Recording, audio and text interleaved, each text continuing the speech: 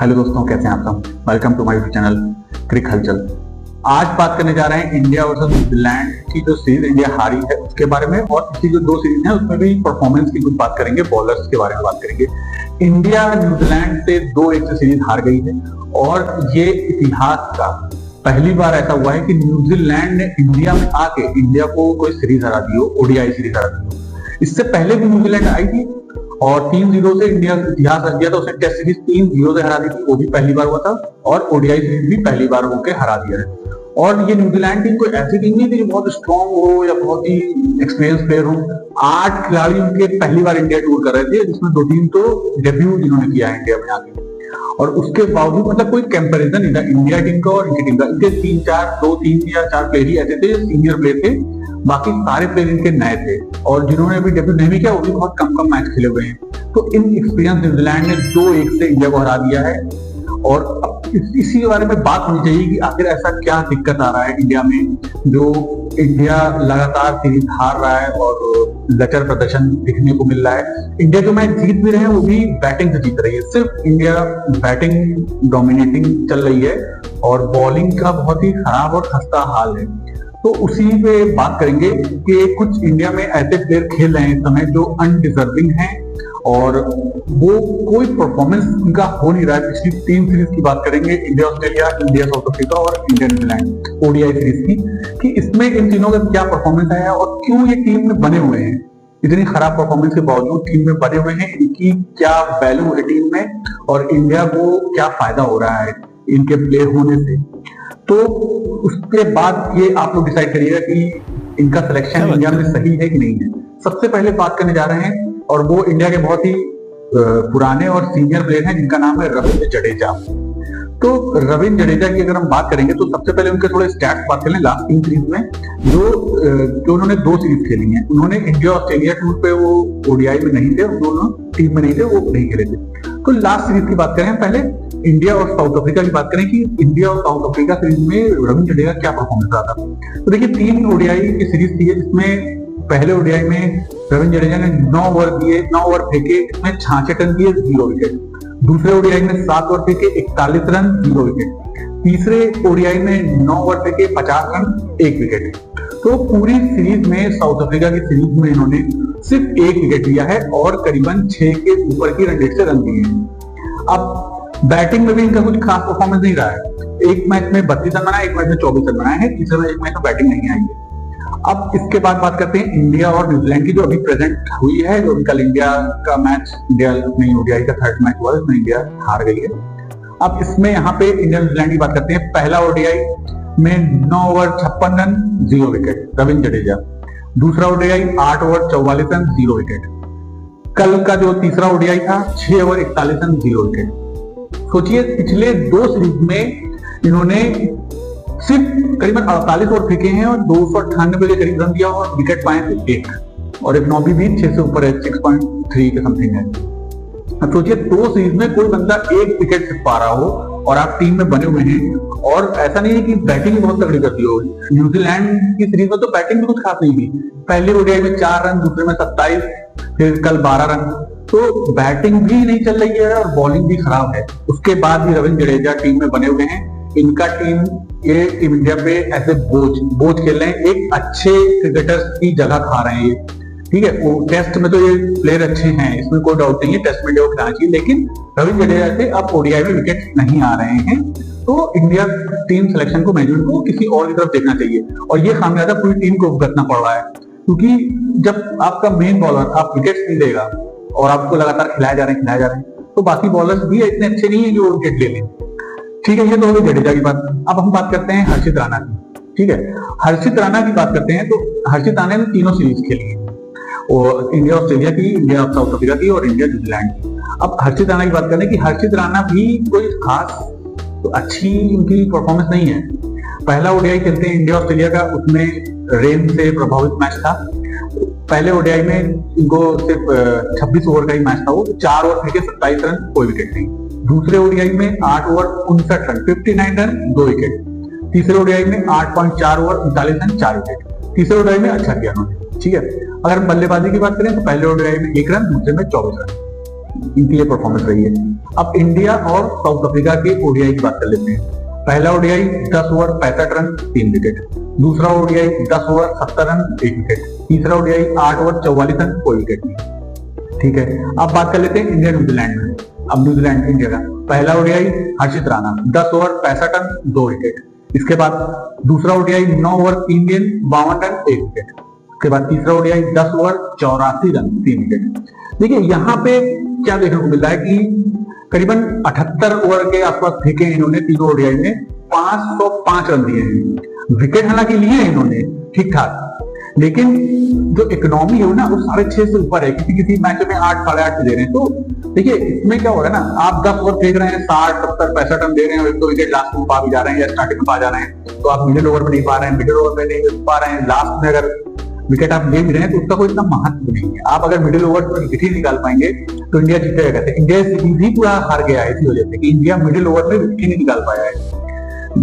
India जो दूसरा ODI India खेली है, इंडिया ने 284 रन बनाए थे, उसमें 286 रन इन्होंने सिर्फ 47.3 ओवर में बना दिए, वो भी सिर्फ 3 विकेट थे। इंडिया स्टार्टिंग में 1-2 विकेट लेती है, उसके बाद पूरे विकेट नहीं गिरा पाती है। डैनियल मिशेल न्यूजीलैंड जैसे बल्लेबाज हैं, दूसरे ओडीआई में भी सेंचुरी मार देते हैं, तीसरे ओडीआई में भी सेंचुरी मार देते हैं, तो इंडिया विकेट नहीं बना पा रही, गिरा पा रही है। कल वाले ओडीआई में भी सेम यही हुआ, 337 रन न्यूजीलैंड बना दिए, इंडिया ने स्टार्टिंग में विकेट गिराए, उसके बाद डैनियल मिशेल और फिलिप्स इन दोनों की 216 रन की पार्टनरशिप हो गई। इंडिया पूरे मिडिल मिडिल के 20-25 ओवर विकेट नहीं गिरा पाया है, कोई बॉलर विकेट नहीं इंडिया का ले पा रहा है, लेकिन हम खिलाया जा रहे। अब इसके बाद एक और बॉलर है अपने नीतीश रेड्डी। ये जो नीतीश रेड्डी है ना, इनका तो किसी को कंफर्म ही नहीं है कि ये इंडिया में खेल क्यों रहे हैं और इनकी रोल क्या है। इन्होंने 3 सीरीज में से एक सीरीज में तो ये खेले नहीं, 2 सीरीज खेले हैं, जिसमें से भी इंडिया ऑस्ट्रेलिया के सीरीज में खेले थे। पहले ओडीआई में इनको 2 ओवर 1 गेंद फेंकने को मिलता है, 16 रन देते हैं। फिर दूसरे ओडीआई में 3 ओवर फेंकते हैं, 24 रन देते हैं। तीसरे ओडीआई में इनको बॉलिंग नहीं मिलती है, मतलब ये खेलते ही नहीं है, ड्रॉप हो जाते हैं। थर्ड ओडीआई में इनको खेलने को नहीं मिलता है। रन 11 बॉल पे 19 रन एक मैच में बनाए, फिर 10 बॉल पे 8 रन एक ओडीआई बनाए, तीसरे में इनको खेले नहीं थे। इसके बाद साउथ अफ्रीका सीरीज में इनको खिलाया नहीं जाता है। अब न्यूजीलैंड सीरीज में फिर इनकी वापसी होती है, फिर इनको टीम में लिया जाता है। पहले ओडीआई में बैठा दिया जाता है, खिलाया नहीं जाता है। दूसरे ओडीआई में इनको खिलाया जाता है, 2 ओवर 13 रन, सिर्फ 2 ओवर फेंकाए जाते हैं, 20 रन बनाते हैं 21 बॉल पे। इसके बाद तीसरे ओडीआई में कल इन्होंने 8 ओवर फेंके, अब तक का इनका ये हाईएस्ट स्पेल है जो ओडीआई में इन्होंने सबसे ज्यादा ओवर इसी ओडीआई में फेंके 8 ओवर, 53 रन देते हैं, कोई विकेट नहीं लेते। विकेट तो एक्चुअली इनको मिला ही नहीं है अभी तक इस पूरी लास्ट की 2 सीरीज में, और रन इन्होंने कल अच्छे किए 53 रन 57 रन, लेकिन वो जीत में नहीं शामिल हो पाए क्योंकि इंडिया मैच जीत नहीं पाया। तो सवाल यहाँ पे ये उठता है कि नीतीश रेड्डी की क्या आप एज ए बैट्समैन खिला रहे हो या एज ए बॉलर खिला रहे हो, क्योंकि एज ए बॉलर तो उनमें विकेट लेने की क्षमता ही नहीं है, कैसे विकेट ले पाएंगे ये। तो आप अगर ऐसे ऑलराउंडर खिला रहे हो तो बहुत से अच्छे ऑलराउंडर हैं। ऑलराउंडर काम यही नहीं होता है कि आप जाके बैटिंग कर दो या बॉलिंग करके आप उसमें अहम रोल निभाओ, तब वो बॉलिंग मानी जाती है। विकेट मिल नहीं रहा है, 4-5 इनिंग में आप एक मैच में रन बना रहे हो, तो ऐसे ऑलराउंडर की इंडिया को कोई जरूरत नहीं है। ये जबरदस्ती थोपा हुआ है मैनेजमेंट में इंडिया के ऊपर। इसके बाद बात करते हैं कुलदीप यादव की, बात करना बहुत जरूरी है। कुलदीप यादव इंडिया के एक अहम बॉलर हैं।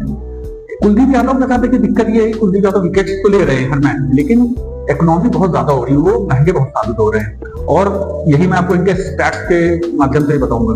इंडिया ऑस्ट्रेलिया का टूर पे इनको पहले 2 ओडीआई में खिलाया नहीं जाता, तीसरे ओडीआई में इनको खिलाया जाता है, 10 ओवर फेंकते हैं, 50 रन देते हैं, 1 विकेट लेते हैं। उसके बाद इंडिया और साउथ अफ्रीका सीरीज में इनको फिर से खिलाया जाता है, और पहले ओडीआई में 10 ओवर फेंकते हैं, 68 रन देते हैं, 4 विकेट लेते हैं। फिर दूसरे ओडीआई में 10 ओवर फेंकते हैं, 78 रन देते हैं, सिर्फ 1 विकेट मिलता है। तीसरे ओडीआई में 10 ओवर फेंक के 41 रन देके 4 विकेट लेते हैं। तो ये इनका यहाँ पे साउथ अफ्रीका के खिलाफ स्टैट्स था। अब न्यूजीलैंड के खिलाफ सुनिए क्या स्टैट्स है। पहले ओडीआई 9 ओवर 52 रन 1 विकेट, दूसरे ओडीआई में 10 ओवर 82 रन 1 विकेट, फिर तीसरे मैच में कल 6 ओवर 48 रन 1 विकेट, सिर्फ 1 विकेट। तो विकेट एक विकेट मिल रहा है और इतनी मार खा रहे हैं, इतना रन दे रहे हैं, तो अब आप सोचिए कि ये कहां से इंडिया मैच जीत सकती है बॉलिंग से। अगर आपके मेन बॉलर ऐसे पिटाई लग रही है, ऐसे मार खा रहे हैं, तो आप कैसे मैच जीतोगे। आप अगर ये सोच रहे हो कि हम 300-320 रन हर बार बनवा देंगे और इंडिया बैटिंग करके जीत जाएगी, तो हर बार ऐसा नहीं हो पाएगा। बहुत आप 200-300 रन बना दोगे।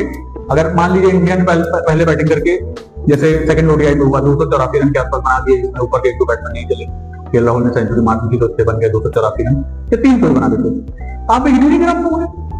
3 विकेट में चेस कर दिया 286 रन एकदम इजिली, लगा ही नहीं वो मैच फंसा या कभी फाइट हुई।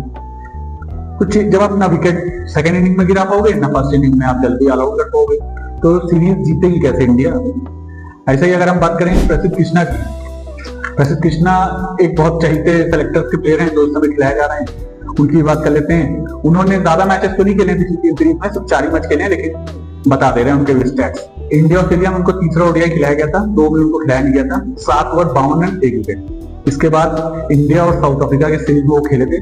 पहला ओडीआई उन्होंने खेला था 7 ओवर 2 गेंद 48 रन 1 विकेट। दूसरे ओडीआई में 8 ओवर 2 गेंद, लेकिन उन्होंने 85 रन 2 विकेट। इसके बाद तीसरे ओवर में भी 9.5 ओवर पे थे, 66 रन दिए थे, 4 विकेट नहीं दिए थे। तो देखिए बात यहाँ पे फिर वही फंसती है कि आप विकेट ले रहे हैं लेकिन किस कॉस्ट पे ले रहे हैं। इतने रन खाने के बाद 2-3 विकेट मिल जाना तो फिर इंडिया के लिए वो फायदेमंद नहीं होता है। ये तो फिर आप किसी भी प्लेयर को खिला दो ना तो वो मार खाएगा तो 1 विकेट ले ही लेगा कैसे भी करते, क्योंकि जिस बॉलर को मारने जाएगा उस पर विकेट गिरने का चांस रहता है। तो देखिए ये कुछ प्लेयर्स थे। अब इस पे देखिए आप लोग को खुद से डिसाइड करना है कि इसमें कौन सा प्लेयर डिजर्विंग है या नहीं डिजर्विंग है, क्योंकि इसमें इंडिया को अगर मैच आगे चल के जीतने हैं या अच्छी परफॉर्मेंस करनी है तो इंडिया को सोचना पड़ेगा। इंडिया को डोमेस्टिक से लड़के अपने अच्छे पिक करने पड़ेंगे, अच्छे बॉलर पिक करने पड़ेंगे, क्योंकि इस समय प्रेजेंटली जो मैनेजमेंट का और सिलेक्शन कमेटी का जो हाल है ना, वो क्या कर रही है, डोमेस्टिक की तरफ देख ही नहीं रही है कि हमें कोई भी डोमेस्टिक से प्लेयर लेना है। पिछले मुझे नहीं याद है कि इतने सालों से कोई डोमेस्टिक से डायरेक्ट इंडिया ओडीआई खेला है तो आईपीएल से। आप आईपीएल से टेस्ट टीम बना रहे हो, आप आईपीएल से ओडीआई टीम बना रहे हो, आप आईपीएल से T20 टीम बना रहे हो। तो अब यहाँ पे जब आप तीनों फॉर्मेट में आईपीएल से बना रहे हो तो डोमेस्टिक का तो क्राइटेरिया खत्म हो गया है। पहले ये था कि डोमेस्टिक में अच्छा करो, ये अच्छा करो, यहाँ डोमेस्टिक पे जो ट्रॉफीज होती है उसमें अच्छा करो तो इंडिया टीम सेलेक्ट करेंगे। अब वहां पे 25-25 विकेट ले रहे हैं बॉलर, फास्ट बॉलर, अच्छे बॉलर, वहां से आप ला ही नहीं रहे हो यहाँ सिलेक्शन। और जो यहाँ वहां से भी लेके आ रहे हो आईपीएल से भी, वो भी इतनी मार खा रहे हैं, इतनी खराब परफॉर्मेंस दे रहे हैं, लेकिन आप अपनी बात को साबित करने के लिए जो है जबरदस्ती उनको खिलाया जा रहा है और इंडिया पे थोपे जा रहे हो। एक आध मैच में जो अच्छा करते हैं, भाई आप 10-15-20 मैच किसी टीम प्लेयर को दोगे तो 2-3 मैच में तो अच्छा करेगा ही करेगा वो, किसी दिन अगली टीम का भी खराब होता है। देखिए बॉलर इंडिया को वो चाहिए जो जिसके पास एक्यूरेसी हो अच्छा करने के लिए, लगातार वो अच्छा करे, समझे। ये नहीं है कि आप 8 मैच खेला, 6-9 मैच खिलाया जा रहा है उनको और 2 मैच में अच्छा कर रहे हैं, बाकी 7 में मार खा रहे हैं, 6 में मार खा रहे हैं, 2-3 में अच्छा कर दे रहे हैं। अब ये आने वाले समय में मैनेजमेंट को, कोच को, जो हमारी टीम सेलेक्टर्स हैं, इन सबको सोचना पड़ेगा कि ये जो बॉलिंग लाइनअप है, क्या हम ये बॉलिंग लाइनअप लेके वर्ल्ड कप का सोच रहे हैं खेलने के लिए, जो घर में सीरीज नहीं जीत पा रहे हैं जिस बॉलिंग लाइनअप को लेके, और एक इनएक्सपीरियंस टीम हमको हरा दे रही है, हम उनके विकेट्स नहीं गिरा पा रहे हैं, नीचे के बैट्समैन आके मार दे रहे हैं, तो ये बॉलिंग लाइनअप तो बहुत नहीं चलेगी। हमें अच्छी अगर टीम बनानी है तो थोड़ा तो प्लेयर्स को चांस देना पड़ेगा। ये आईपीएल से सिलेक्शन वाला क्राइटेरिया को थोड़ा सा हटाना पड़ेगा और हमें ढूंढने पड़ेंगे प्लेयर डोमेस्टिक से लाके और उनको चांस देना पड़ेगा। हमें क्या हमारे पास इतने बड़े भारत में हमारे कोई अच्छा लेफ्ट आर्म नहीं है जडेजा के अलावा, क्या हमारा कोई ऑलराउंडर नहीं है लेफ्ट आर्म? क्या एक कुलदीप यादव ही बॉलर है? और चलिए कुलदीप यादव ने तो फिर विकेट्स लिए हैं, रन दिए जरूर हैं और लेकिन विकेट्स लिए हैं, वो अच्छे बॉलर हैं। कभी इधर 2-3 सीरीज से उनका रन थोड़े ज्यादा गए लेकिन फिर उनका पिछला रिकॉर्ड बहुत अच्छा है।